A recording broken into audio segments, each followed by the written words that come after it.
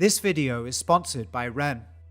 The Arctic is generally defined as the area inside of the Arctic Circle, which sits roughly 66.5 degrees north of the equator. Unlike the Antarctic, which is a continental landmass covered in ice, the Arctic is made up mostly of ocean, capped by a thick layer of sea ice, and also includes peripheral sections of land from various countries. It is this layer of ice that not only provides refuge for some of the world's most iconic wildlife, but offers one of the most striking and poignant examples of climate change, more specifically the effects of global warming.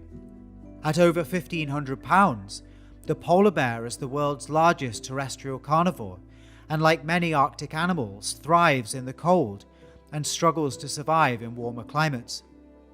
These animals are often referred to as marine mammals and rely heavily on the sea ice as their hunting ground, where they prey primarily on ringed seals, for whom the ice is also crucial, using it for resting, pupping, and molting.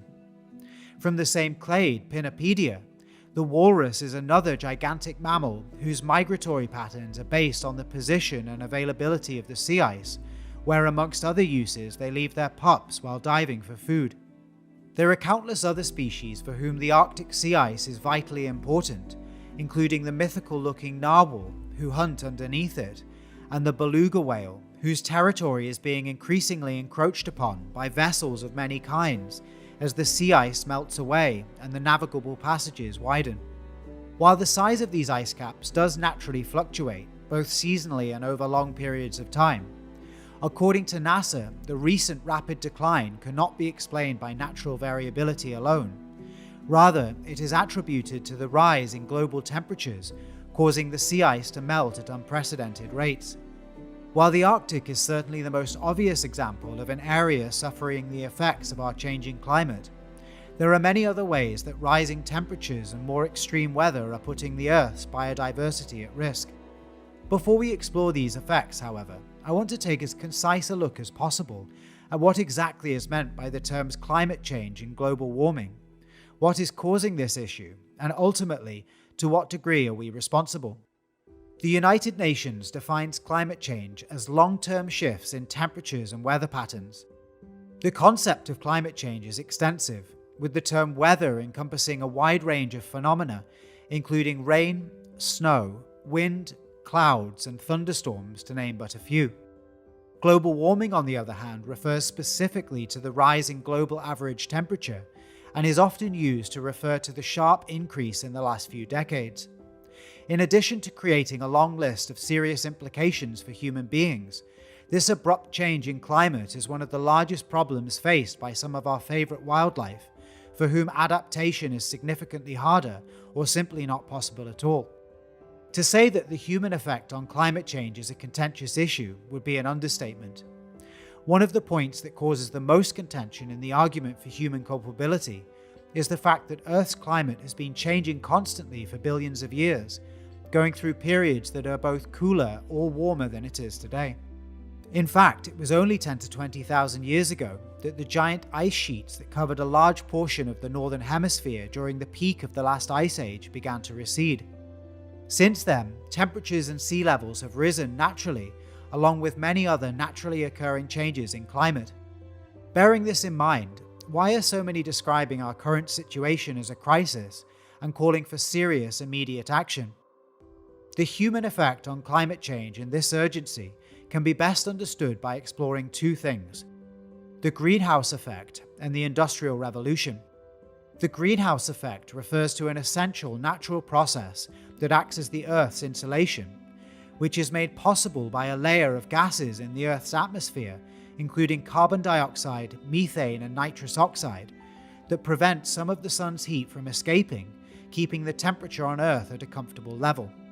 And herein lies the problem.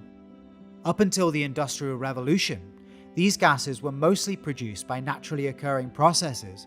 However, since the industrial period began in the late 18th century, the levels of greenhouse gases, especially carbon dioxide, have drastically and unnaturally increased, thickening the layer of these gases in the atmosphere and trapping more of the sun's heat, leading to what we now refer to as global warming. While public opinion on climate change differs, one thing is for sure: An overwhelming majority of scientists agree it is humans that are responsible for this sharp increase in greenhouse gas emissions.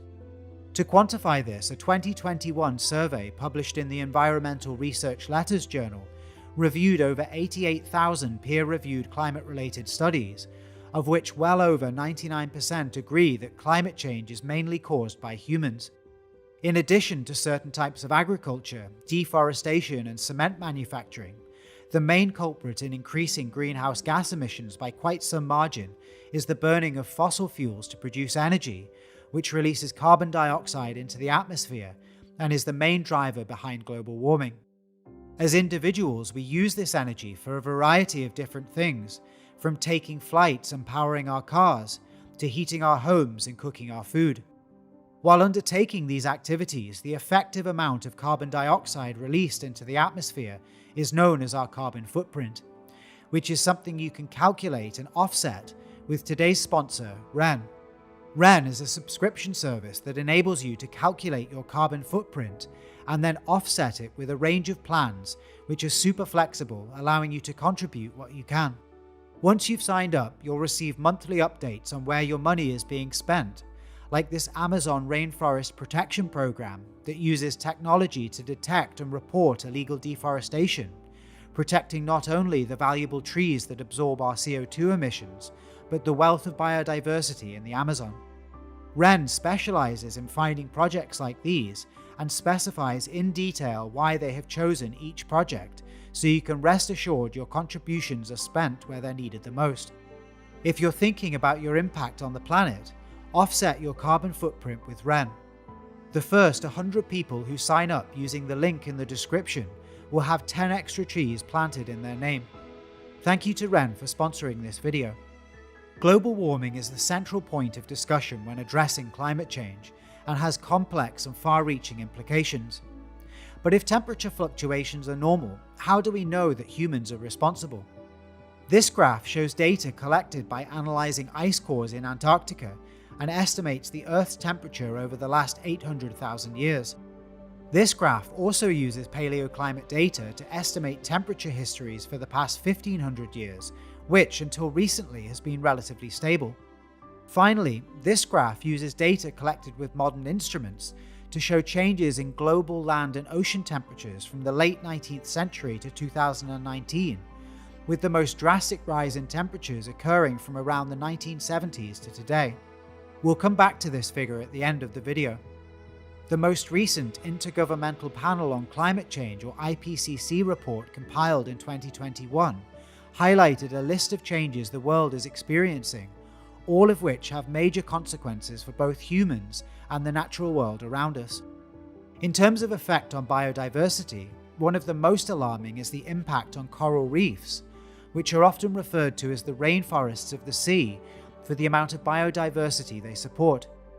One of the most important relationships at play is that of the coral itself and microscopic algae, which are the coral's primary source of food and are often responsible for their bright, vibrant color. When the water is too warm or polluted, the algae leaves the coral, causing them to turn white, a process known as bleaching, which makes the coral more susceptible to disease and death. This fact is particularly jarring when you consider that approximately 25% of all marine species depend on coral at some point during their life cycle. In addition to an increase in ocean temperature, the pH of the water is also changing, a concept known as ocean acidification, which relates directly to the increase in levels of atmospheric carbon dioxide which the seawater absorbs. A study by the University of British Columbia found that both temperature and pH have an impact on sponges, the primary food source for the critically endangered hawksbill sea turtle. This species is not only affected in the water, but on land as well. In addition to sea level rise compromising their breeding grounds, the sex of their hatchlings is temperature dependent, with eggs that are incubated below 27.7 degrees centigrade producing male hatchlings, and those incubated above 31 degrees producing female hatchlings. If temperature keeps rising, eventually only female hatchlings will be produced. Moving to land, there are several indicators that suggest that global warming is responsible for the worsening of many natural disasters that can be devastating for both humans and wildlife. The IPCC report states that climate change is intensifying the water cycle, making drought more severe in many regions. This has ramifications for many animals, but is magnified for those who need lots of water, such as elephants, who consume upwards of 40 gallons per day. Wildfires are also becoming more frequent, as an increase in global temperatures creates drier conditions that make it easier for fires to start and burn longer. In recent memory, Australia's bushfire crisis in 2019 and 20 killed or displaced over 3 billion animals, the vast majority of which were reptiles, according to a report commissioned by the Worldwide Fund for Nature. Furthermore, a study published in Nature shows over a 30-year period a 350% increase in burned area between the first and second half of the record, and an 800% increase if you include 2019. But it's not just natural disasters that pose a threat. Animals rely on specific climates either to live year-round or to migrate to and from based on seasonal changes. Many scientists and conservationists now believe that some of the Earth's most spectacular migrations, including those of the caribou and the migratory monarch butterfly, could now be at risk. Behavioral changes have also been witnessed in other species, such as Baird's sandpiper, who are breeding earlier in the season, meaning their chicks cannot feast on the abundance of insects that would usually be present when they are born. In addition, many animal and plant species are adapting their ranges based on the changes to their available habitat. A UC Davis study found that 90% of coastal freshwater turtle species could be affected by sea level rise in the next 80 years due to saltwater intrusion into freshwater habitats. Another area where habitat loss is particularly prevalent is Arctic and alpine tundra. Many mountainous species of both animals and plants are now moving to higher elevations in search of a cooler climate. One such species is the giant mountain lobelia, which is predicted to lose 96.6% of its suitable habitat in less than 60 years, according to a study published in the National Library of Medicine. In the Arctic, muskoxen, Arctic hares, and Arctic foxes are just a handful of species that are highly adapted to this icy region and simply can't exist further south. As temperatures rise and the tundra thaws, we risk the extinction of many of these species. An additional consequence to the thawing of permafrost is the amount of organic carbon stored in the frozen soil. As the permafrost thaws, this carbon breaks down and is converted into carbon dioxide, which is released into the Earth's atmosphere, exacerbating the situation. The points discussed in this short video only touch the surface when it comes to the myriad ways that climate change affects the world around us. So bearing all of this in mind, what is currently being done to combat climate change? On December 12, 2015, the Paris Agreement was adopted by 196 parties at the 2015 United Nations Climate Change Conference. The central aim of this agreement is to strengthen the global response to the threat of climate change by keeping a global temperature rise this century well below 2 degrees Celsius above pre-industrial levels, and to pursue efforts to limit the temperature increase even further to 1.5 degrees Celsius. Like public opinion on climate change in general, the reaction to this agreement is also divided. Some believe this aim to be the most important goal we should be working towards, and others believe these aims to be too costly and/or not as important as some of the other issues the world is facing, such as poverty, education, access to healthcare, clean water, and sanitation. Unfortunately, neither exploring these viewpoints or discussing the options for combating climate change extensively are within the scope of this video. However, if climate change is an issue that is important to you, there are a few key points that the majority of credible sources all agree on and can be summarized in 2 categories. Firstly, take steps to become more energy efficient. Work out the areas where your lifestyle has the most impact on the planet and make an effort to reduce.